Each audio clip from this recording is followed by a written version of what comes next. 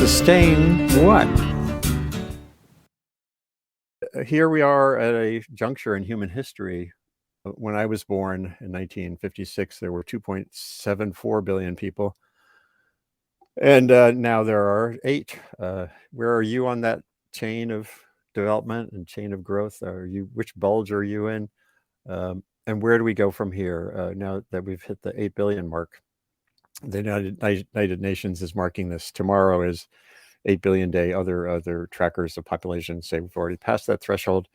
And I focus less and less on the numbers than on the conditions that the 8 billion of us are immersed in. What can we do for lives today that can shape better outcomes forward and not worry so much about how many people as what the welfare of humans and the global ecosystem is.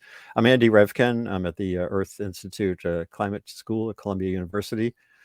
I'm coming to you from Wabanaki territory, otherwise known as Ellsworth, Maine, where I now live.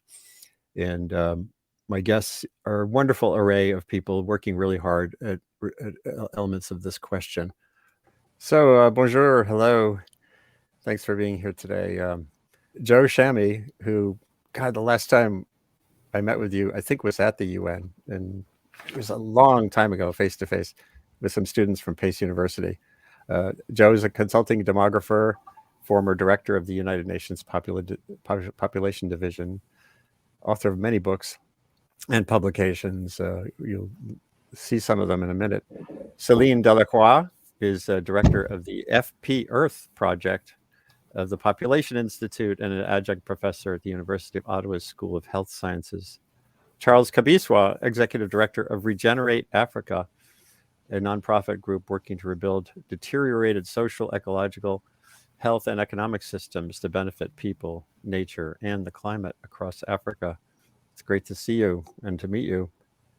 Terry McGovern, a colleague of mine at Columbia University. She's a professor and chair of the Heilbrunn Department of Population and Family Health and the director of the program on global health justice and governance at Columbia's Mailman School of Public Health. I was just rewatching an interview I did in 2017 with Kirk Smith at the university, who's passed away a year or two ago, who was one of the pioneers in public health and pollution. And that whole idea of public health is such a vital concept these days.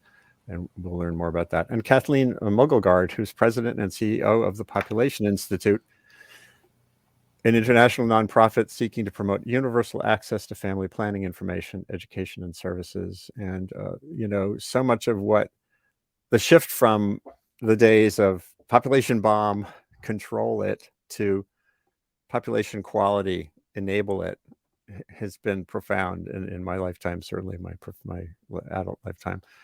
Thanks again for being here today, everyone. Let's start with Kathleen. So you have an initiative underway beyond 8 billion, and we'll talk about that more in this, going forward. What's the key aspect of this population question that drives you forward? What kept you up last night or woke you up early this morning when you think about this? Thanks so much for initiating this conversation, Andy. I'm really happy to be here and to talk about this population milestone and all of its implications and all of the complexities of it. For me, the things that keep me up at night thinking about these questions really are the human side of the population issue. Overpopulation, so long predicted, has stolen a... Sorry about that. No worries. For me, the aspects of population questions that keep me up at night are multiple. I mean, I think a lot about the ways in which our global environmental challenges need to be addressed. And certainly population trends are one of the important drivers that relate to global environmental challenges that I don't think there is a broad appreciation of, and the implications of demographic change over time. So that's something that I worry about. And it's a big part of what the Population Institute tries to do, is to provide general education about population trends and their implications for society. But the human side of the population questions that really keep me up at night have to do with the unrealized rights and opportunities for women and girls around the world. The more and more that we have worked on this issue, I think the more and more we appreciate just how deeply ongoing population growth is connected to a lack of opportunities, services, and rights for women and girls around the world. I know we'll probably talk about that more during this hour, but as the Population Institute has been working with partners in the Sahel region of Africa, for example, we are working with an organization that provides safe spaces for adolescent girls in Niger. For married adolescent girls, which in and of itself, I think is something that's kind of shocking. But when we look at the data, we know that almost 1/3 of girls in Niger are married before the age of 15. And to me, that is something that keeps me up at night, because I try to think about what it must be like to be a girl in that situation and to have the inability to have a full breadth of opportunities in one's life. So that has really deep personal individual implications for that girl, but it connects to broader trends of early marriage, of early childbearing, and of high fertility that continues to drive rapid population growth across the Sahel region, very youthful age structures that make it difficult for governance, as we've seen with a lot of the challenges across the Sahel with civil conflict. And then just also really exacerbate some of the climate change vulnerabilities and food security challenges in the region. So those are the kinds of things that keep me up at night. And what drives me crazy personally is everything you just described. There's such glaring opportunities. They're in the clarity, the sort of multiple benefit aspects of girls and women's rights and choice just sort of sit there. But then when you dig in and say, well, in each of these regions, in each of these cultures, it's a really tough landscape for change. And that's why I'm glad you and the others here are working on that. Terry, at Columbia University, the program you have focused on in your work in your life on women's rights and choice, it goes right from national politics here through these global questions. How do you, when you think about 8 billion and beyond that, where do you, what propels you forward and others at Columbia in that program? Thank you. Thank you for inviting me to this conversation. And I pretty much agree with everything that Kathleen said. I do think the issue of unwanted, unintended pregnancy is a huge issue worldwide. And unfortunately, we spent a lot of our time the last bunch of years trying to undo the damage of the global gag rule, which was basically, it completely disrupted really successes that were happening in reducing unwanted pregnancy. So the politicization of kind of governance around access to reproductive health care continues to be a huge problem. This program on global health justice and governance, we're interested in, like, where is all of this funding going and what goes wrong? Why are countries agreeing to all kinds of international commitments, but still child marriage is legal? So we're doing a lot of work really looking at, if you give all the gender-based violence money to a government that isn't going to fund the groups that are actually challenging the laws that are problematic, or if you sign and ratify a treaty, but you have reservations for matters of personal law, family law, religious law, there's gaps, there's ways all over the place that countries can actually evade the kinds of commitments that they've made and the kinds of commitments that would really begin to address the issues we're talking about here. The last thing I'll say is, if I look back in my long career in HIV, in environmental justice, the lack of corporate accountability, the fact that we still do not have a very serious way to hold corporations accountable, I think is one of the biggest issues that we need to take on going forward. And it, obviously affects everything. Women, girls, vaccine access, intellectual property. and obviously the environmental injustices that may in fact end us all. So I'll stop there. Yeah, one thing you mentioned that I see everywhere is that issue of getting resources that are committed at one level to the distributed organizations or communities that can put them to best use. This came up just now with the big batch of climate money in the United States. Right.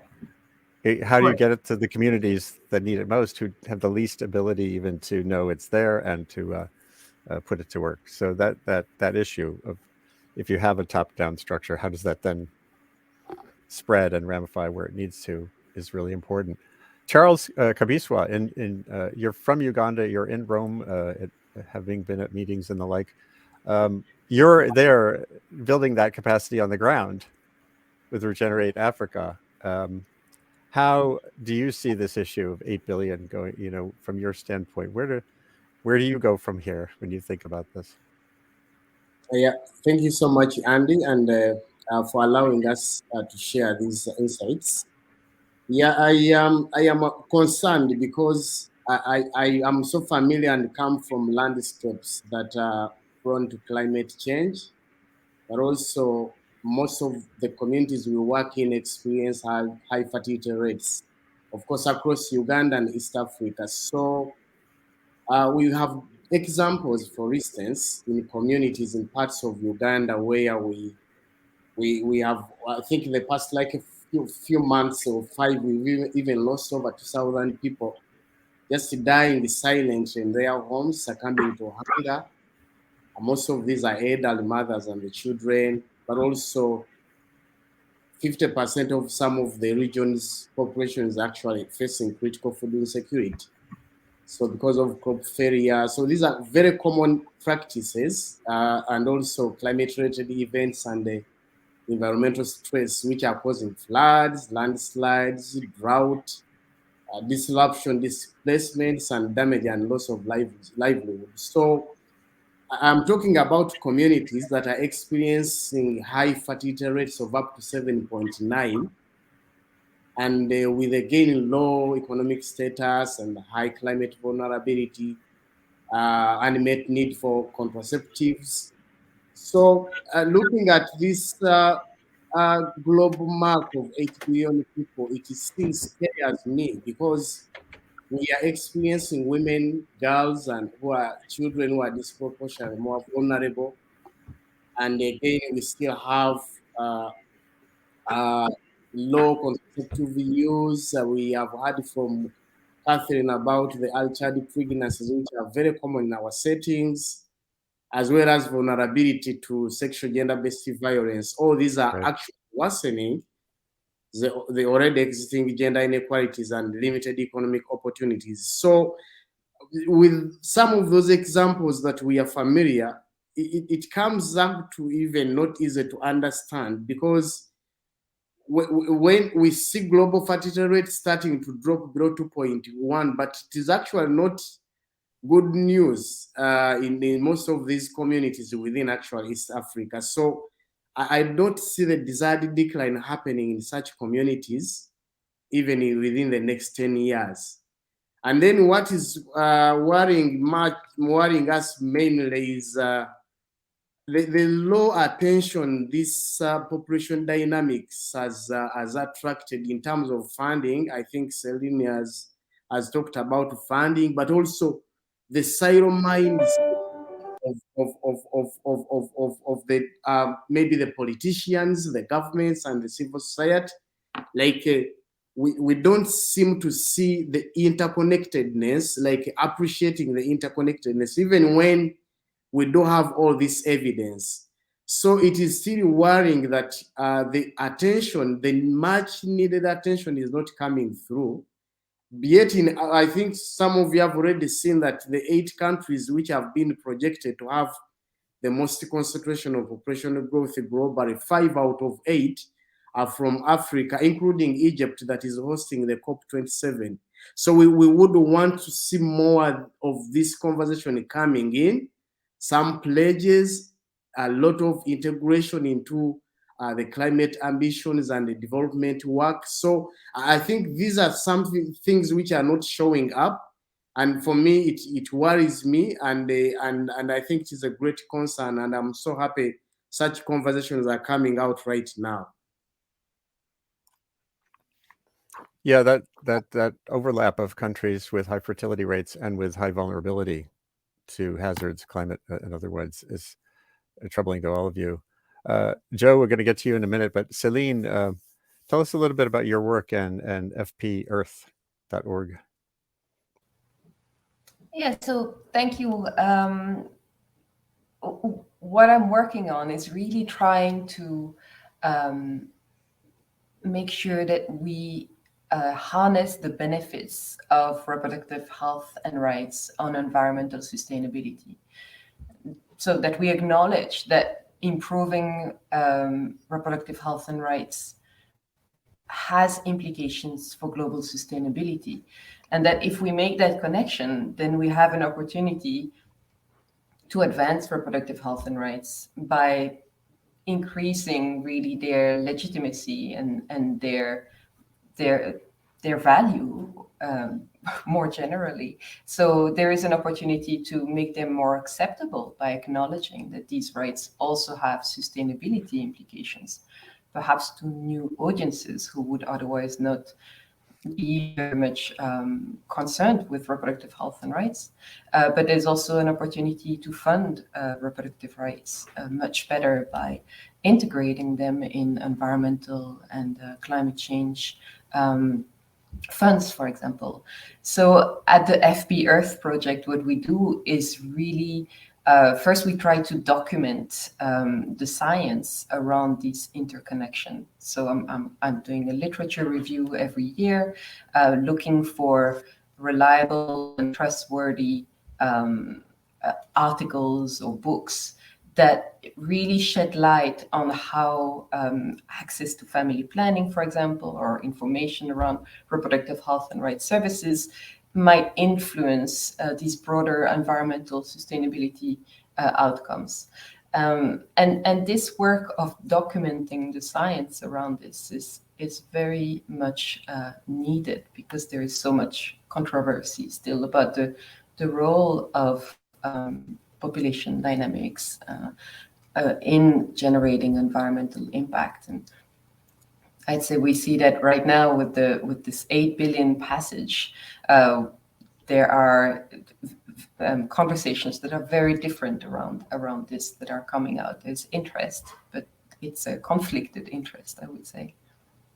Yeah, I see that at every level. And the media, unfortunately, of which I'm a part, tend to focus on the outlier positions. How many times have we written about population bomb? And now it's sort of population implosion is the other hot topic, thanks to Elon Musk and others. But I'm glad that the folks here again are trying to pull together the data, take away the spin. Joe Shami, you've been at this for many decades and probably over half a century, dare I say? I should unmute. I think, let me see if I can unmute you, or you're muted, Joe. But yeah, hit that little button. It's, I can't do it for you, I think. Do you see the little icon? Try one more time.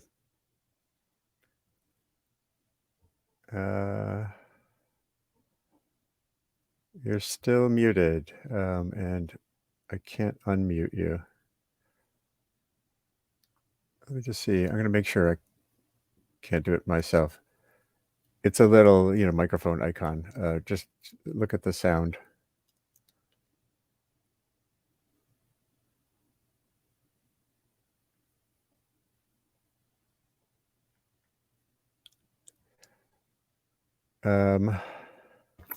There.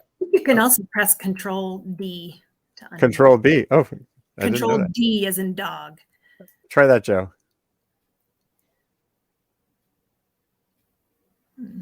If not, You could come back, try to come back in. Yeah, if you leave and come back in, that might work. I'm trying to do it on my own. I can only unmute you if I muted you.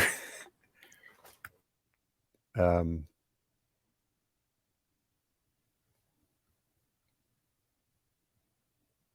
see here. Joe, I'm going to put you in the green room for a minute and see if we can try to like exit completely and come back in, and we can start again. That would be great. Hold on.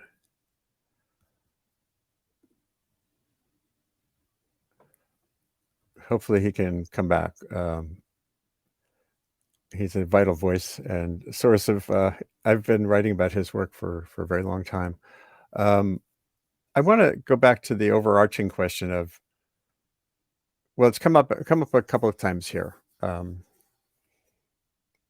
So, Celine, your work seems to be to articulate the multiple benefits and then help drive more resources, right? But how does that work? I find the Sustainable Development Goals, there's so much crossover, but at the same time, it seems hard to actualize that. So I don't know. And Terry, you were talking about this too.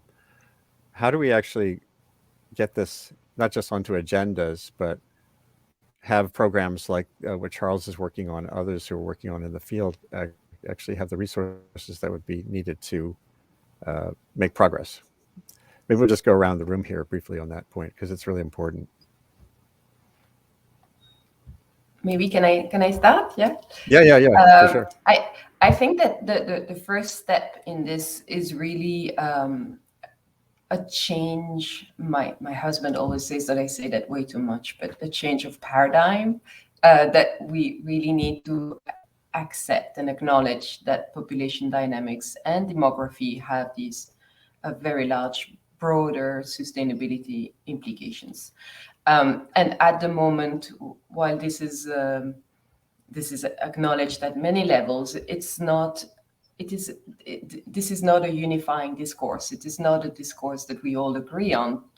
I would say that today everybody agrees that recycling is something good, and we've seen this increasing number of people walking around the streets with a bag that says, "This bag is green, I am recycling." And there was really a shift in the way we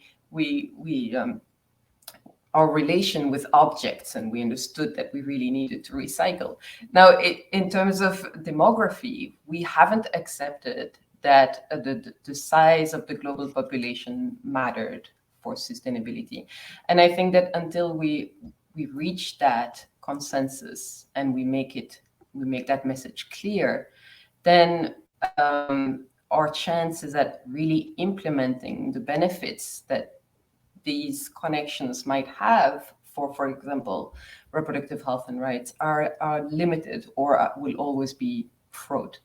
So I would say first and foremost, we need to agree on that.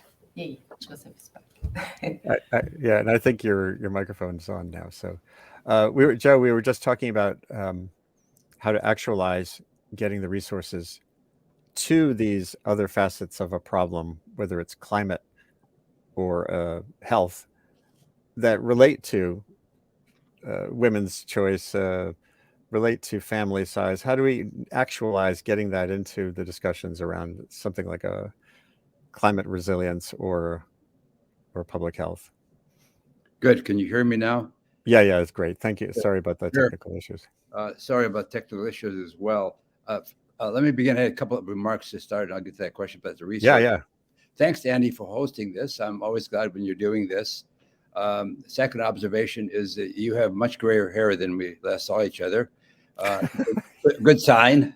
Doing very well. Yeah, I've been doing this for like 200 years, I think, demography. And I have a couple of comments. First, we've really gone through a remarkable 20th century. It's really impressive. I don't think most people understand the remarkable changes that have occurred. I mean, the improvements of life expectancy is just really remarkable. And people take that for granted. Living longer, healthier lives. And you look at the life expectancy at birth and you see the enormous changes. It's really impressive.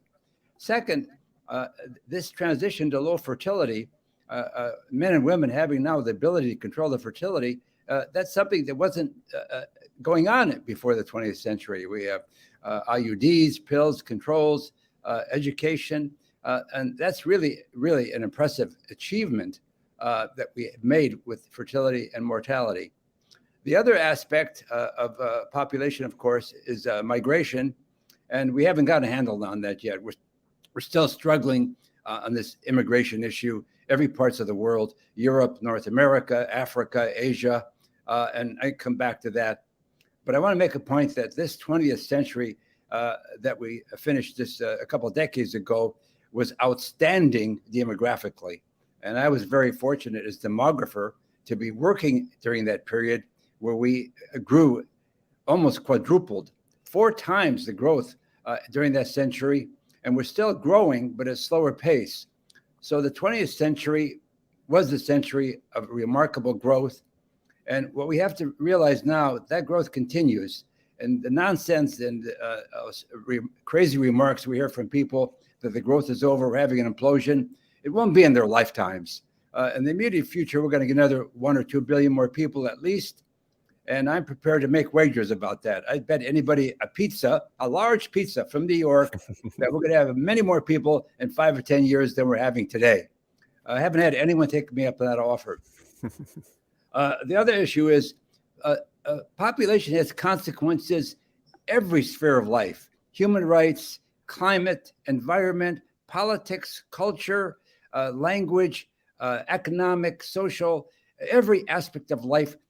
We have consequences, and some benefit and some don't from those consequences. And these people that are arguing now that we need more people, more people, they're arguing that because they're benefiting from having more people, more labor, more consumers, and so on. The environmentalists and most scientists are saying that we're having enormous impact on the climate, and we have to do something about that. I think that's an important message. Now, about the resources, I think one of the things I find is the messaging and the way we put this out is not up to date. The younger generations are used to faster items, more clever, more graphic, simpler to understand. And too often, and my work included, has been too academic, too esoteric, and it's difficult to get that message across. So what happens is we have these policymakers and important celebrities making crazy remarks to get headlines and sort of pushing away the important messages that our colleagues on this panel are making.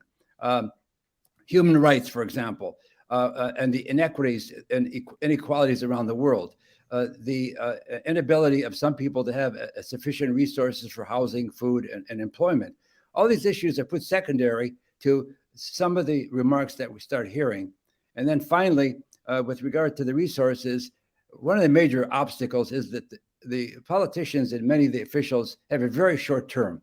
Their short-term perspective is, weeks, months, the next election, whereas we demographers, a year is too short of a time to look at anything. You need 9 months to have a baby, for heaven's sakes.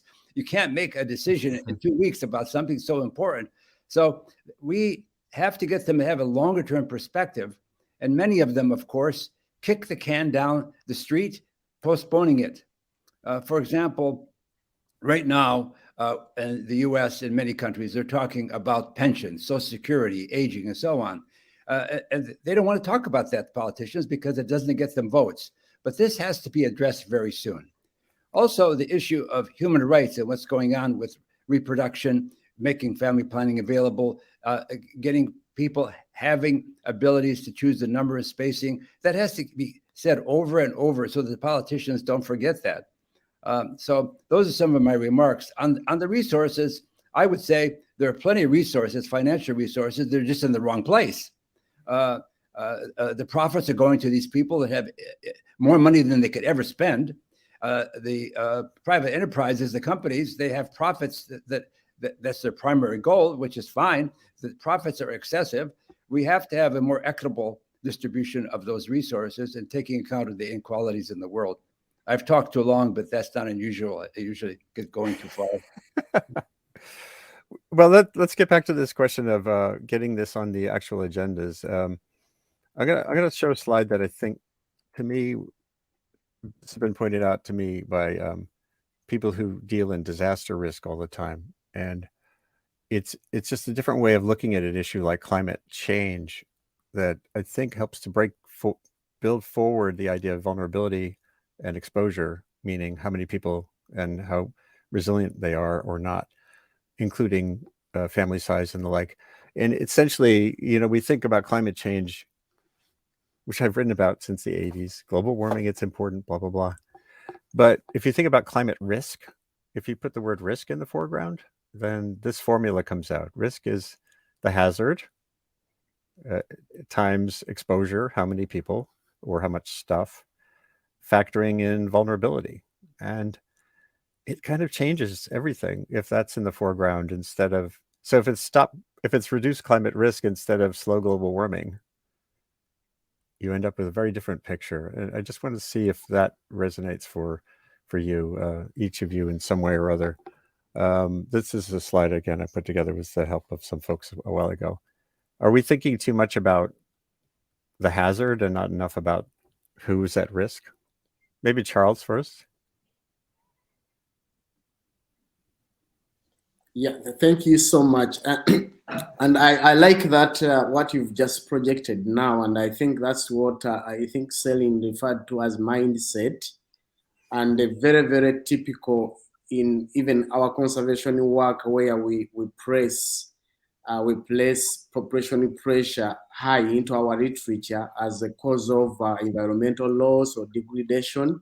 But then in the end of the day, we don't want to be part of the solution. So I think that is the missing point now, or the mindset, that kind of silo mentality. And I still agree again with Joe's who talked about how all this kind of intersect. And I just want to give one example. We have been struggling in our country, Uganda, to bring the integration of population dynamics into the climate agenda. And I think at one point when we were engaging the crafters of the national climate change policy, they told us we would not see where the population and the family planning fit in the entire document of the policy, because it seems like it is everywhere. And I think this is actually the mindset that we see. So at the end of the day, when they were drafting the policy, they had to put it as a cross-priority, cross-cutting theme. And this is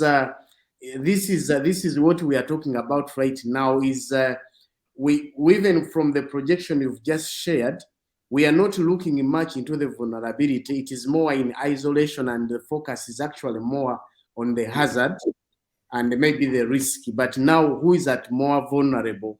Who is more at vulnerable? Who is more at risk? I think that is something that we seem to be missing. And again, the multi-sectoral, the interconnectedness is not coming out. And also, Celine talked about the documentation.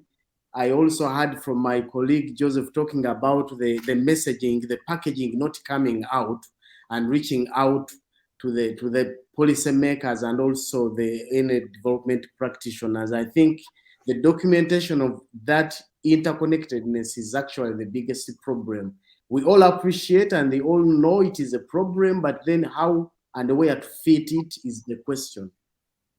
So Kathleen, wanted to swing back to you on this too, because COP27 is underway, and for another almost a week.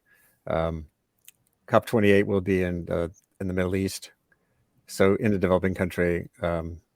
Is there what? How would you see this? What would success look like? I guess is a question I would say. That's a big question. I mean, I do think that getting back to your framing of climate risk and vulnerability, I think we are gradually, as a global community, coming to appreciate the idea of the climate crisis and what it means to respond to the climate crisis. And we're seeing that more and more in the context of the international negotiations. early on in the COPs, it was all about climate change mitigation, the kinds of responses that can help shift our energy sources and reduce emissions.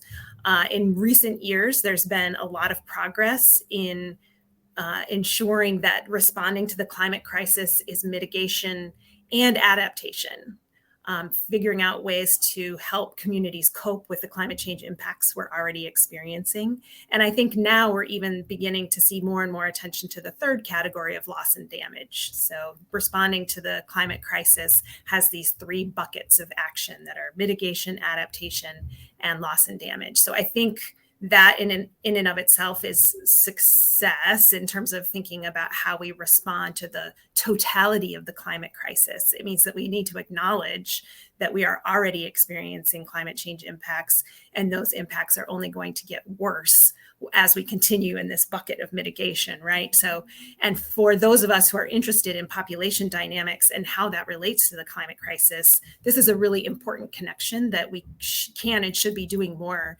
education around how population dynamics connects to climate change vulnerability.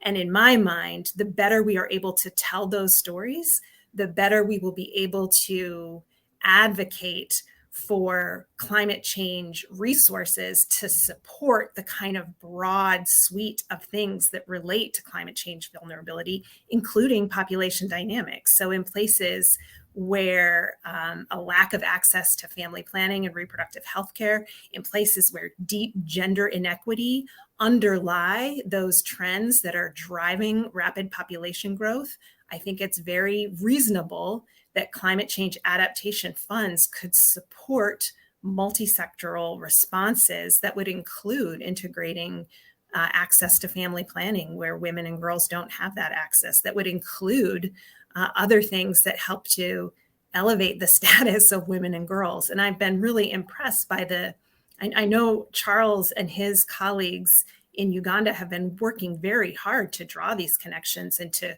shape national adaptation strategies to be inclusive of understanding what the population dynamics are, what the drivers of persistent rapid population growth are, and to also highlight the ways in which empowering women and girls is something that builds adaptive capacity in the present and also leads to population shifts over time that reduce the overall scale of human vulnerability and increase resilience and adaptive capacity at the same time. So I think we have a lot to do in terms of telling that story and shifting that paradigm, documenting the evidence base that is out there that Celine was talking about, and just ensuring that we're communicating that to decision makers in the appropriate places who have their hands on the levers of resources that could be allowing resources to flow to these kinds of innovative responses that we know work and that can generate results and that are good for people in the short term and can bend the curve of the population trajectory over the long term, which is also good for people, but will also reduce the scale of human vulnerability to climate change impacts over time. I wanted to get a sense of what academia can do. Terry, we have this climate school still emerging at Columbia. Celine, you're at the University of Ottawa. What can we do in academia to help concretize and facilitate action along these lines? Anything? Yeah. So, I mean, I think for one thing, when I first joined Mailman, there was amazing meetings of environmental scientists talking about climate change, but there was absolutely no discussion of, who pays, corporate accountability, how we actually change the regulatory system, how, regulatory systems mean you can't harmonize data. There's so much that's about governance, right? And frankly, also true in the migration context, right? We don't have an international agreement that bestows any kind of status on people who have to move because of the climate disaster, right? So I think academia really is very important here, but we have to move out of our silos and we have to work across discipline. And that's very much what I've been trying to do. It's not easy because we speak totally different languages. But I think it's absolutely essential And I think one of the things that I think is a problem currently in the US is that, of course, in the abortion context, everybody's saying, let's fund the ground, let's fund the ground, let's fund people to move women across states, et cetera. But we actually need to step back and look at strategy, and academia has a really important role in that. So I think we're critical. Yeah, you're reminding me, I think it was a year and a half ago on this program, I had on Michael Doyle, who at Columbia has been working on this idea of a model international mobility convention. Right. I know, and Joe, you deal with this issue a lot in your writing. I remember I wrote about your work way back in 2009 on like, what's the right number of Americans? This was before immigration became a super hot issue. So we have the vulnerability reduction in place as a strategy and a priority, and my sort of mobility as a strategy and priority too.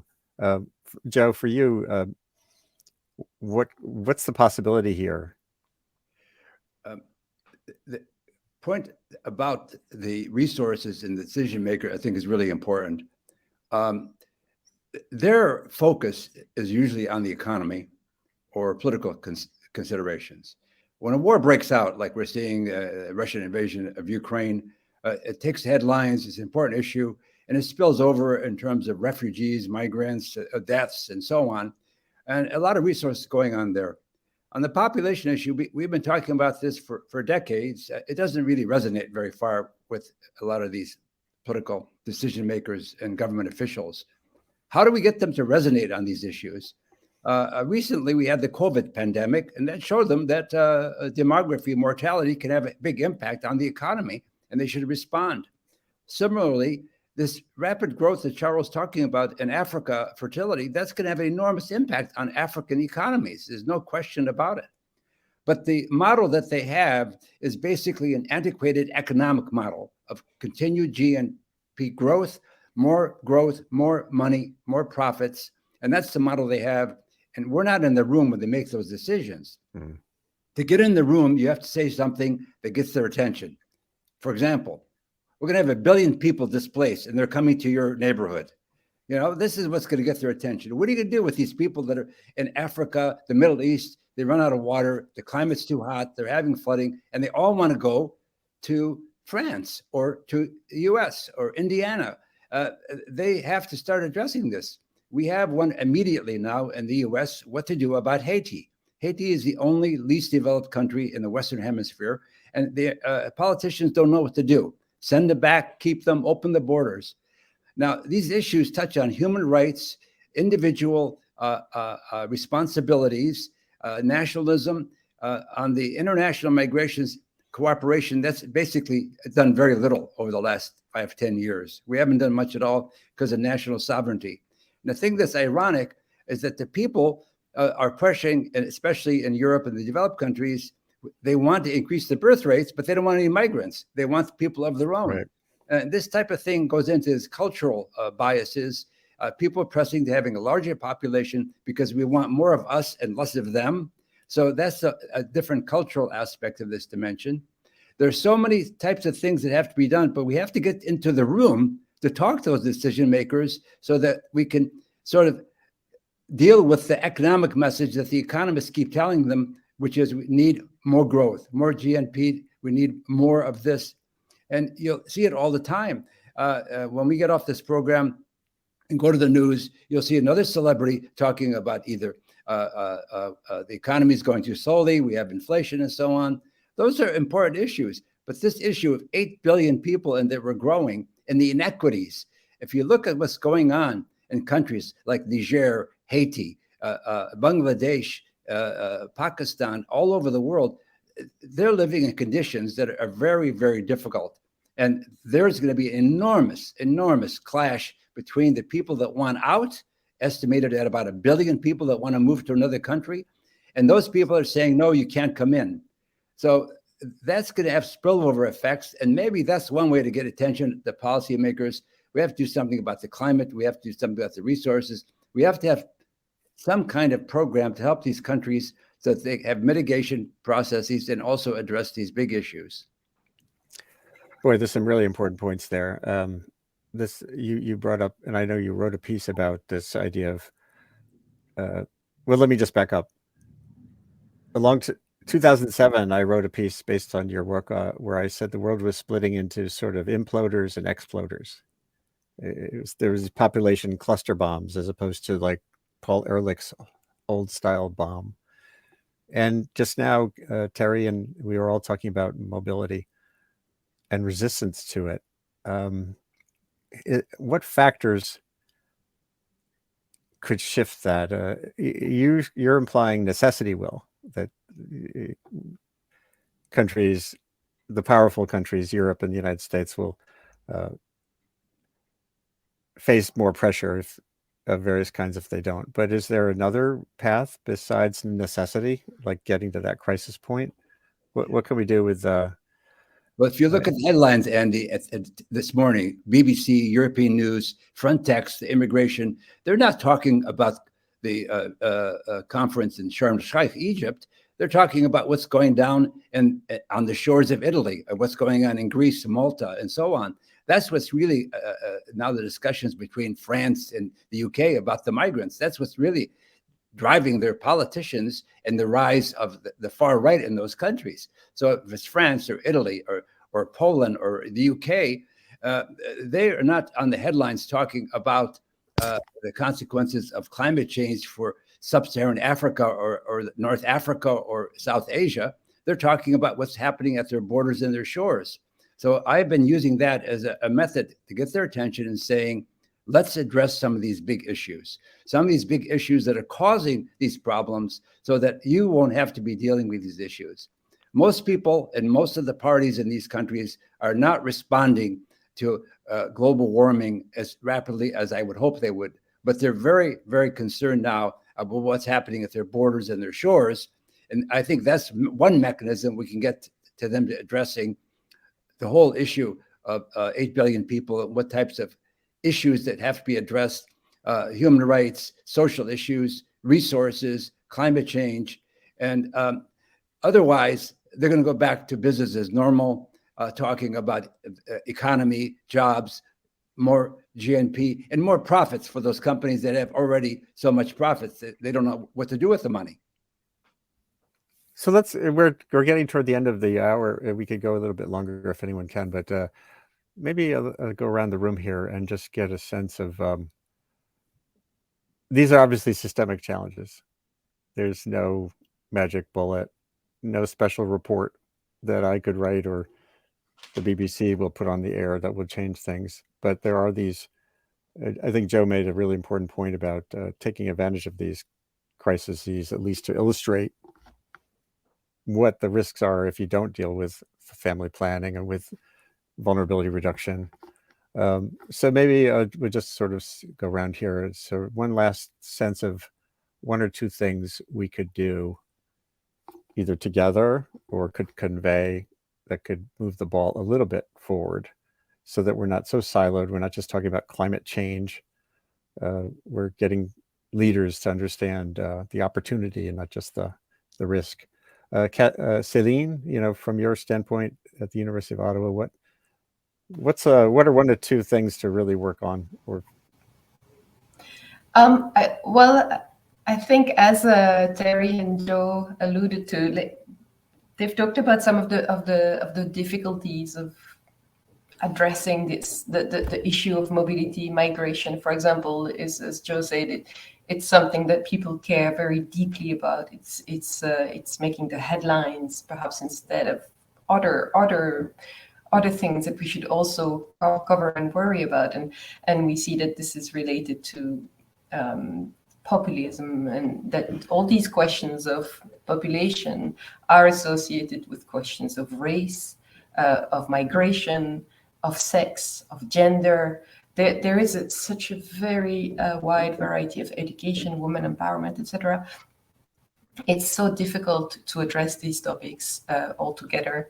It's impossible, and so we end up faced with from an academia perspective, it's very difficult because we are siloed. We are part of a department that focuses on health. I cannot apply for funding for something that's outside of the scope of a funding agency, etc. And I'm also always at the crossroads of all of these. So it's very difficult. But I would say that our unifying point here is environmental degradation and climate change, which kind of is an overarching crisis that trickles down on all of these questions, and that can serve as a wake-up call to really integrate demography and population dynamics and its solutions in our development agendas. That's how I see it. And Charles, is there something I can do to help your program, or as a communicator, or what comes to mind as next 5 years thing is a pathway to take on this issue? Yes, thank you so much. And I find already this platform a very, very strategic one to reach out to different types of audience, of course, globally, because so many practitioners tune in and they follow these conversations. So first and foremost, we need to keep this alive, but also continuing documenting and generating evidence to inform the policy and the practice. Because as we said that the message is not yet doesn't trickle down to the maybe policymakers, or some of them are not very sure what to do about this. But I find the dissemination and the documentation of this to be very, very practical. One way of trying to bring different audiences together. But also there are a number of avenues. Even you talked about the COP, but also there are very, very strategic national level opportunities or windows where we can continue the conversation, like engaging the national determined contribution processes. I think most of you are aware of the NDCs, which reflect in national climate plans. And we have done this in Uganda, where population dynamics has been integrated into the NDCs. And these are more of enabling environments that can help us to advance most of these conversations. But also another kind of low-hanging fruits is also to try to bring these messages to the national adaptation plan processes, which are again ongoing or being reviewed by different countries. Again, Uganda we are focused on that as well, but there has been also tested kind of models that integrate population dynamics and environment, like the population health and environment integration models. I think we just need to see how we can continue documenting this and also scaling them up. So the platform we are on is actually one of the ways on how we can bring this message to the target audience, and I find it very, very appropriate and timely for now. I also wanted briefly to hint on the COP that is taking place. For me, I thought that this is going to be more of a revival to bring back now the population and climate conversations on the platform, because it is happening in a country that actually hosted another landmark event in 1994, that is the International Conference on Population and Development. But again, the same country is hosting an event at 8 billion mark, global population mark, but it is among, again, the 8 countries that have been spotted or in the bracket of where we are going to experience the most concentrated population growth globally. So I find all of these kind of interconnectedness coming out to again justify some of the players like us who want to bring this into the spotlight. So we are watching what comes next out of the COP, but we are very, very passionate to see how we can revive this conversation, to see that it is not siloed. It is integrated into the climate adaptation proposals and the programming, and then we want to see a global attention on the population dynamics, and I think that is very important to know how the COP has gone with this one. I think that is something I wanted to add for now. That's just great. By the way, I just was poking over at Twitter, and it's interesting. Twitter, for all of its problems, is a place where that interrelationship can take place, just as we just saw there. There's simultaneous events going on. There's lots of crossover. So finding ways to have the intersections build the conversations cross from one to the other, I think is really valuable. That's why I haven't given up on Twitter yet myself. Just had to note that. Again, so Terry, there's probably more I could do in my little initiative and with your population and health group. But what would success look like in the next few years? What would your students or your partners? What can we move on? I apologize. I have to go because I have a 10. Yeah. I do think that we have to have a kind of candid assessment of the limitations of donors, the limitations of the UN system around corporate accountability, around government being a member-driven entity. I think we have to understand the limitations of data systems. And I do think that I've seen the most movement on the kind of most intractable, intersecting issues when social movements are in the picture. We saw this in AIDS around TRIPS and intellectual property. So I do think that's a really important component that there are lots of problems in that arena as well, but there's a vast potential for us to be working much more closely around governance issues with social movements. So I see vast potential there. Great. Well, Terry, it was great that Thank you could you. join. It's a pleasure to be with you all. And we could do a follow-up sometime too. Okay. Thank you. Take care. Joe, a last thought from you, and then Kathleen, you'll close the conversation. Thank you. Thanks, Andy. I'm disappointed. I couldn't argue with my colleagues on this panel. I was hoping that I could take something and we could have a good discussion, argument, but I'm in agreement with almost everything they've been saying. So that's a bit of a disappointment this morning here at 6 o'clock in Portland, Oregon. I have one or 2 points. First, we have to tell people that what's going on is going to affect them personally. That's the message. It's going to affect you. It's not going to be, it's not my problem. It is your problem. It's going to affect you. And so for different people, you may say it differently. It's going to affect you at the borders. It's going to affect you in classrooms. It's going to affect you in health clinics. It's going to affect you everywhere. So that would be my message to these people, to get them to be alerted. And with that message, I would put the officials and the politicians accountable. They have to be able to address this. These are the people that have the control over the resources and the policy decisions. And we have to make them realize that these things are not academic. They're not minor issues. Fortunately, COVID proved to them that demography and mortality can have an enormous impact on the world. So these factors that are going on right now, especially as we hit 8 billion, are not simply issues that you deal with in papers and articles and on journals. These are real life issues affecting every man, woman, and child. And we have to look at it globally. Situation in Africa, as Charles was saying, is very different than it is in Scandinavia. And the diversity also is going to affect our policies now.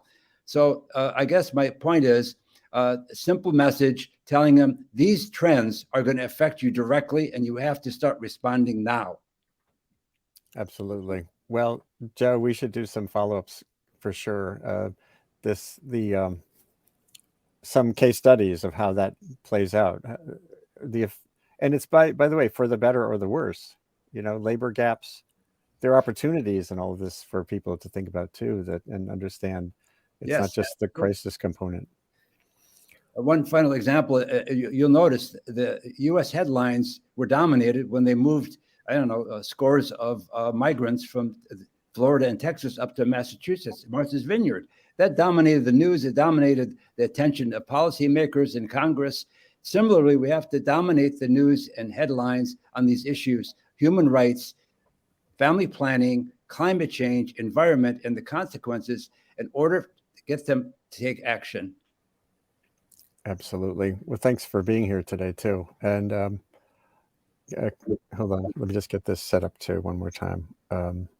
Kathleen, what is your organization dead set on the next few years? We are dead set on continuing to do this kind of education. And I'm really grateful again to you, Andy, for providing a platform for this conversation. I'm really grateful for the work that Joe has been doing to raise the level of awareness and literacy around demographic trends. His series in IPS is remarkable and I think really important for us to be continuing to educate the general public and policymakers around demographic trends and why they matter, because they are things that will affect everyone in every corner of the world, whether you live in a place that's currently experiencing rapid population growth or whether you live in a place that is experiencing slow growth or degrowth. I mean, these are things that have deep implications for our lives.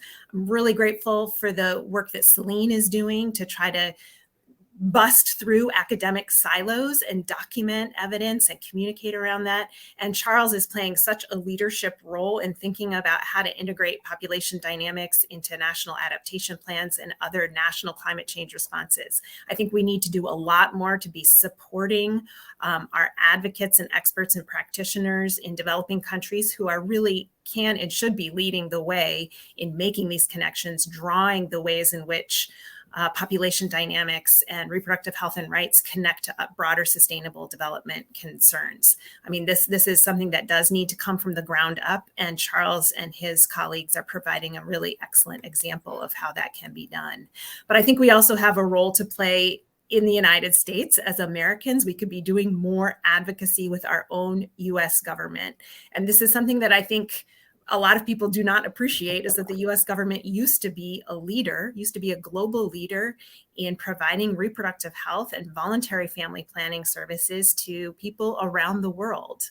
It's something that has really underpinned a lot of the dramatic progress we've seen in the last decades that Joe was talking about at the top of the hour. And yet, I think the United States has relinquished its leadership role in the realm of international family planning and reproductive health.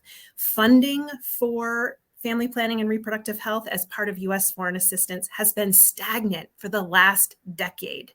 And these are investments that have huge returns. But we're not doing enough with our Congress and with our administration to really push for ramped up funding at this moment when we need it most. We have the largest generation in history just entering its childbearing years, and there's more that our government could be doing to provide support to countries around the world that want to be able to extend reproductive health and family planning services to communities that don't yet have meaningful access to those services. So that's kind of where I will close. And I think this kind of storytelling that we're doing, this conversation about how these investments and population dynamics connect to broader development concerns, we just need to be doing more and more of that, and in a more forceful way that shows how it matters to people's lives. Well, thank you so much for being here today. Terry McGovern, who had to leave from Columbia Public Health, Joe Shamy, keep up that great writing. You're indefatigable, you know, at this, and it's incredibly important to have you out there. Kathleen from Population Institute, Charles from Regenerate Africa, and Celine Delacroix from University of Ottawa and FP Earth. I'm just going to close by playing the video, one of the videos you guys have up at Population Institute. And you can all hang in there for another minute or two, or just pop away. We'll do more on this for sure. This is just, every one of these Sustain What conversations I do is the beginning of something. And I try to iterate forward in ways we can get more impact. So stay with it. Here we go. Well, how about the volume? These two trends interact in ways that are incredibly important, but often overlooked. Climate change and population dynamics are interacting in complex ways that will shape the context of our collective future. Everything from the future of trade and economic prosperity, the future of peace and stability, where people live, the food they eat, the choices they make for their future. Neither climate change nor population dynamics are operating in a vacuum. and yet we continue to silo them in conversations. Population is growing most rapidly in parts of the world where people are highly vulnerable to the impacts of climate change. Here are the countries with population growth rates that are more than twice the global average. And here are countries that are ranked most vulnerable to the negative impacts of climate change. And here is where these two trends overlap. As it so happens, many of the communities and nations that are not covered by these early warning systems are also parts of the world that are experiencing rapid population growth, making those communities and nations more vulnerable now and in the future. This is a significant incidence of injustice for communities and nations that have contributed the least to the problem of climate change are expected to suffer some of the worst consequences of climate change now and even more so in the future. We can and should be doing more to respond to these challenges in ways that build people's resilience in the near term and create conditions for greater sustainability and human well-being over time. Providing greater support to climate change responses that center opportunities, services, and rights for women and girls is one promising approach. We developed a very simple set of interventions. We are not specialists, but we developed training on gender rights for rural women and for young girls so that they can voice their demands for environmental protection and for their own health. We also developed a network of rural clinics for women that basically provide sexual and reproductive health, including family planning, so that these young women and these young girls can choose freely how many kids they want to have, how big they wanted their families to be. We also developed a scholarship program that gives a very small amount of money so that young girls are not given into forced marriages at very early ages, 12, 13, 14, so that they can finish their high school education, so that they can become nurses, that they can become teachers, and they can realize their dreams. What's really great from a climate and governance standpoint is those efforts at family planning, reproductive health, and education yield tremendous social and economic dividends that can really help make communities more resilient in the face of environmental change. It's a win-win-win. Uganda has been able, for instance, to integrate population dynamics in the national determined contributions, and also developed the national population policy that integrates population health and environment. We have also had very great success in terms of integrating family planning and SRHR into the national climate change policy, but also a number of policy frameworks that have been in place, like the population health and environmental frameworks and other frameworks. Investing in strategies that expand opportunities, services, and rights for women and girls, particularly their rights to education and health services, including family planning, can build their resilience and that of their families and communities. Over time, such investment can bend the population growth curve downward, creating greater prospects for a more just and sustainable future for all.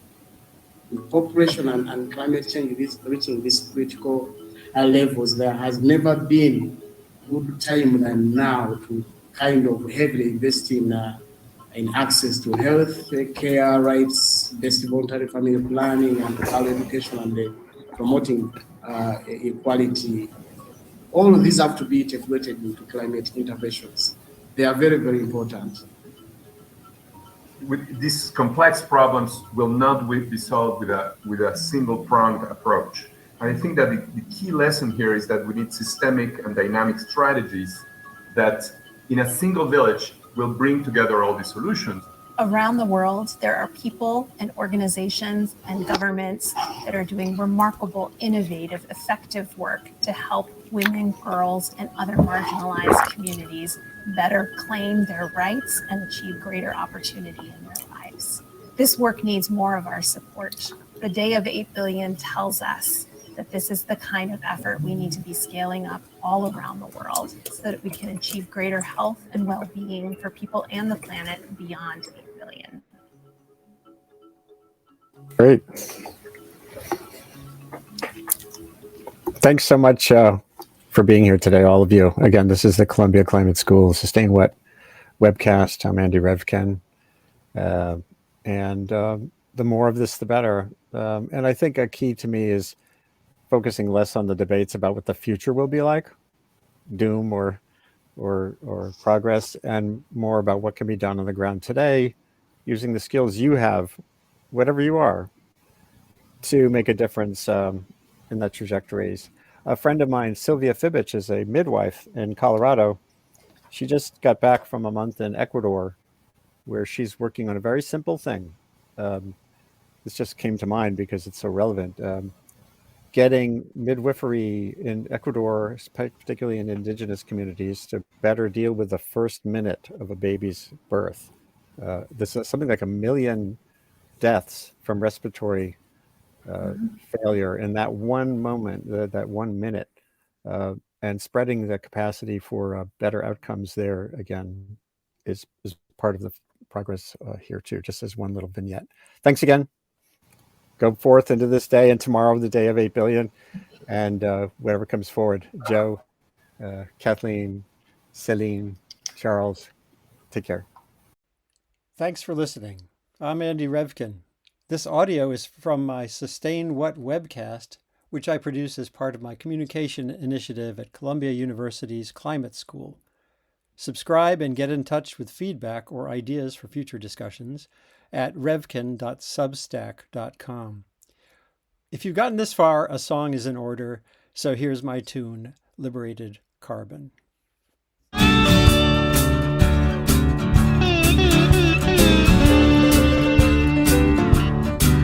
It took 1,000 generations for our species to rise, but gathering and hunting was no way to get by. We yearned to burn more than dung and sticks. Then someone came along and said, hey, try lighting this. He opened up the ground and showed us coal and oil. Said, come liberate some carbon, it'll make your blood boil. Liberated carbon, it'll spin your wheels. Liberated carbon, it'll nuke your meals. Liberated carbon, it'll turn your night to day. Hey, hey, come on and liberate some carbon, babe, it's the American way.